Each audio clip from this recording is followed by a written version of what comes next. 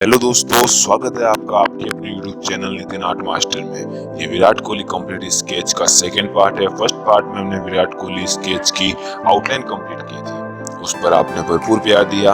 आशा करता हूँ ये वीडियो भी आपको बहुत पसंद आएगी। अगर वीडियो अच्छी लगे तो लाइक करें, शेयर करें, कमेंट करें और सब्सक्राइब करना ना भूलें। Thank you. चलिए शुरू करते हैं।